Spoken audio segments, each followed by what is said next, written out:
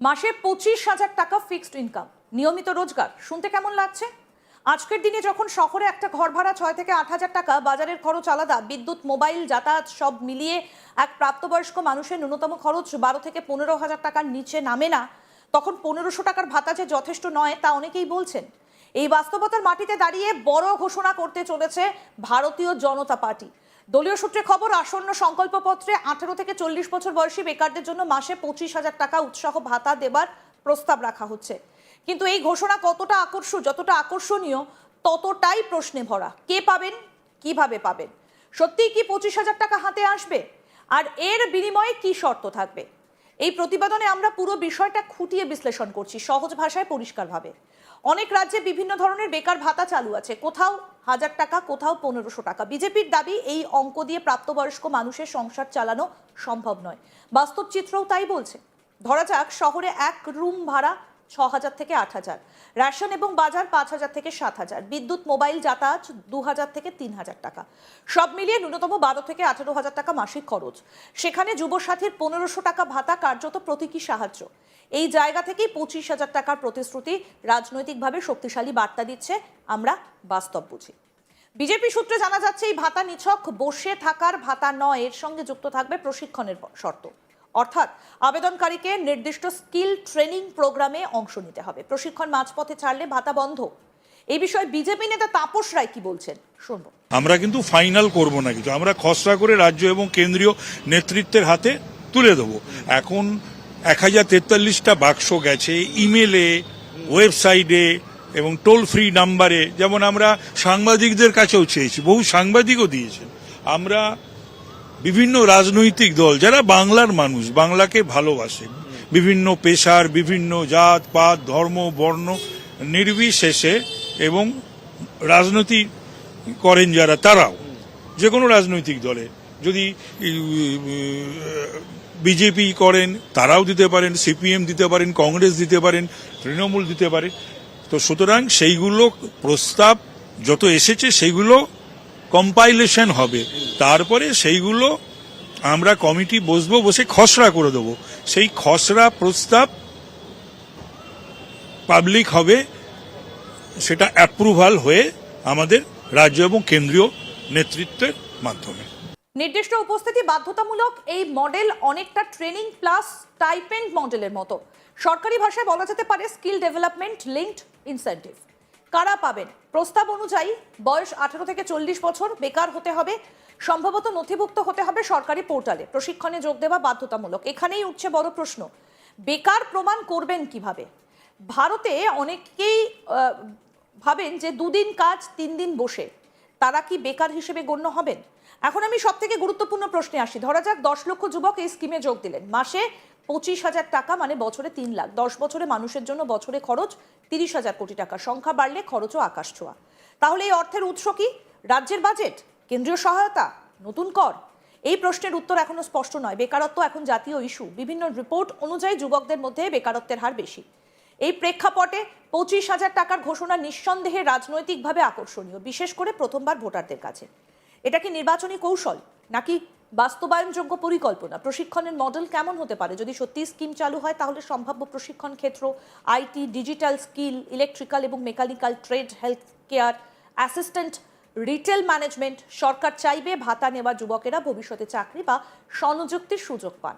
অর্থাৎ লক্ষ্য হবে চাকরির জন্য প্রস্তুত করা, কেবল টাকা দেওয়া নয়। ফিক্সড বেতনে সুখের সংসার, এই বাক্য রাজনৈতিক স্লোগান হিসেবে শক্তিশালী, কিন্তু বাস্তবে 25,000 টাকা কি স্থায়ী বেতন নাকি নির্দিষ্ট সময়ের জন্য? অনেক স্কিমেই দেখা যায় 6 মাস বা 1 বছরের জন্য স্টাইপেন্ড দেওয়া হয়। এই স্কিমের মেয়াদ কত হবে সেটাও গুরুত্বপূর্ণ। সম্ভাব্য সুবিধাগুলির মধ্যে রয়েছে: 1, যুবকদের আর্থিক নিরাপত্তা; 2, স্কিল ডেভেলপমেন্টে উৎসাহ; 3, বাজারে ক্রয় ক্ষমতা বৃদ্ধি; 4, সামাজিক স্থিতিশীলতা। যদি সঠিকভাবে বাস্তবায়ন হয়, তাহলে এটা অর্থনীতিতে ইতিবাচক প্রভাব ফেলতে পারে। সম্ভাব্য ঝুঁকিগুলোর মধ্যে রয়েছে রাজ্যের আর্থিক চাপ, ভুয়ো আবেদন, প্রশিক্ষণের মান খারাপ হলে সময় এবং অর্থ অপচয়, দীর্ঘমেয়াদে নির্ভরতার মানসিকতা। বিশেষজ্ঞরা বলছেন, স্কিম চালুর আগে আর্থিক রূপরেখা পরিষ্কার করা জরুরি। বিরোধীরা বলতে পারেন এটা অবাস্তব প্রতিশ্রুতি, অর্থের উৎস অস্পষ্ট, ভোটের আগে লোভনীয় ঘোষণা। আবার সমর্থকেরা বলবেন যুবকদের সম্মানজনক সহায়তা 1500 টাকার চেয়ে অনেক বাস্তবসম্মত।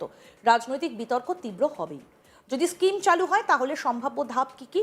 সরকারি পোর্টালে রেজিস্ট্রেশন, বয়স ও শিক্ষাগত যোগ্যতার প্রমাণ জমা, বেকারত্বের ঘোষণা, প্রশিক্ষণ কেন্দ্র বাছাই, উপস্থিতি ও পারফরমেন্সের ভিত্তিতে ভাতা। আমাদের দুই colleague Indrajit Kundu, senior editor, এবং সুজয় ঘোষ, আমাদের প্রতিনিধি, তাদের কথোপকথনে কি উঠে এলো দেখাবো এবার। সংকল্পপত্রে যে লক্ষ্মীর ভান্ডারে বরাদ্দ বৃদ্ধি হবে, সেটা মাসিক বাড়িয়ে দেওয়া হবে, সেটা স্পষ্টত শুভেন্দু অধিকারী জানাচ্ছেন। ঠিক তার সঙ্গে সঙ্গে যুবসাথী প্রকল্প নিয়ে, এই যে যুবসাথী প্রকল্প, সেটাকে কিভাবে কাউন্টার করা হবে। সুজয় নিউজরুম থেকে রয়েছে। সুজয়, প্রস্তাবটা এক্স্যাক্টলি কি, একটু দর্শকদেরকে ক্লিয়ারলি বোঝাও। যেটা জানা যাচ্ছে যে এই যে তারা এই সংকল্প পত্রের জন্য যে ড্রপ বক্স তারা বসিয়েছিল, এবং সেখান থেকে বা তারা একটা বিষয় কাউন্টার করতে চাইছে যে এর বিকল্প হিসাবে পাল্টা তারা মাসিক একটা 25,000 টাকা দেওয়ার একটা প্রস্তাব দিচ্ছে। এবং আমি নিজে এই সংকল্পপত্রের অন্যতম সদস্য অশোক লাহিড়ী, তার সঙ্গে আজ তাক বাংলার পক্ষ থেকে যোগাযোগ করছিলাম। তিনি একেবারে কোট আনকোট স্পষ্ট বললেন, আমি তাকে একেবারে সরাসরি প্রশ্ন করলাম, এটা কি সত্যি বাস্তবে সম্ভব, যেটা যদি এটা প্রস্তাবও আসে। এবং তিনি একেবারে স্পষ্ট বললেন যে সংকল্পপত্রে কোনো কিছু ঘোষণা করা মানে এটা নয়, সেটা দেয়া মানে সেটা এখনই আমরা প্রতিশ্রুতি দিচ্ছি। হ্যাঁ, এটা একটা প্রতিশ্রুতি দিচ্ছি, যদি মানে উনি যেটা বলতে চাচ্ছেন 26-এর সরকার আসার পর সেটা চূড়ান্ত হবে। তখন আমি তাকে একেবারে সরাসরি পাল্টা প্রশ্ন করলাম যে একজন বেকার যুবককে 25,000 টাকা দেয়া মানে বছরে 3 লাখ টাকা, সেটা কি বাস্তবে সম্ভব? বলছে আমরা এটা প্রাথমিক আলোচনা করেছি বা প্রাথমিক প্রস্তাব এসছে। তিনি তখন এই কথাটাই বললেন, এটা হতে পারে এরকম, আমরা একটা এটা মডিফাই হতে পারে যে যারা এই বেকার যুবকরা যতদিন না চাকরি পাচ্ছে, এটা হতে পারে তাকে 6 মাসের জন্য দেওয়া হতে পারে, তাকে 1 বছরের জন্য দেওয়া হতে পারে। মানে আমি এক এক করে আসি। প্রথম বিষয় হলো যে এই প্রস্তাবটা বিজেপির যে সংকল্প পত্র তৈরি করার যে কমিটি তৈরি করে দেওয়া হয়েছে, তাদের সামনে এই প্রস্তাবটা এসেছে। এটা হলো পয়েন্ট নাম্বার 1।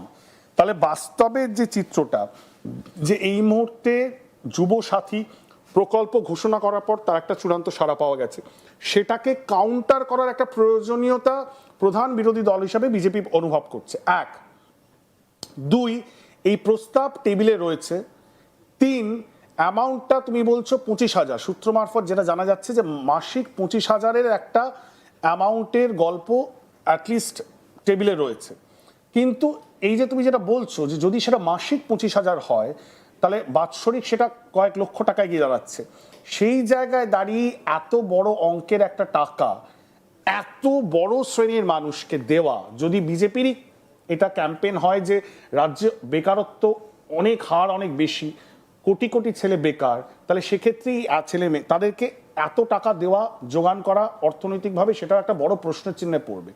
সেই জায়গায় দাঁড়িয়ে টাইম ফ্রেমটা, এটা কি এককালীন, এটা কি কিছু মাসের জন্য, এটা কি কোনো একটা স্কিল প্রোগ্রামের অঙ্গ হিসাবে তারা ডিজাইন করবেন যে আমরা এইসব যুবক যুবতীদেরকে স্কিল ট্রেনিং দেব যাতে তারা চাকরিতে সাহায্য পান, এবং যতদিন না তারা সেই চাকরিটা পাচ্ছেন যেটাকে ইনশোর করা হবে, ততদিন আমরা সেই আর্থিক সাহায্যটা দেবো। কিছু তো ক্যাভিয়েট থাকবে, কিছু তো টার্মস অ্যান্ড কন্ডিশন থাকবে, সেইগুলো সম্বন্ধে কি জানা যাচ্ছে?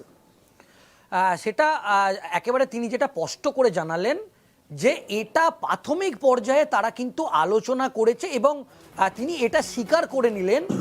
এবং ইতিমধ্যেই বিজেপির কেন্দ্রীয় নেতৃত্ব যে সার্ভে যে করেছে 3-4টি সংস্থা, তারা কিন্তু এ রাজ্যে সার্ভে করে একটা বিষয় তারা কিন্তু স্পষ্ট তারা পেয়েছে রিপোর্ট, যে মমতা বন্দ্যোপাধ্যায়কে মানে পাল্টা তারা যতক্ষণ না পর্যন্ত মমতা বন্দ্যোপাধ্যায়ের এই যে প্রকল্পগুলোর পাল্টা যতক্ষণ না কোনো প্রকল্প বা চমক যতক্ষণ না তারা দিতে পারবে, ততক্ষণ কিন্তু পলিটিক্যালি ভোট ব্যাংকে তারা মাইলেজ পাবে না। যেহেতু তারা কোনো বড় ইস্যুও পাচ্ছে না, এবং যুবসাথীর মতো প্রকল্পে যেটা একটা ব্যাপক সাড়া পাওয়া যাচ্ছে, তাই তারা প্রাথমিকভাবে ঠিক করেছে। এবং তিনি একেবারে স্পষ্ট এই কথা স্বীকার করলেন যে একজন বেকার যুবকের মাসিক 1,500 টাকায় কি হয়, তার যদি একটা ছোট পরিবার হয়। আরো আপডেট পেতে দেখতে থাকুন আজ তাক বাংলা, সাবস্ক্রাইব করুন।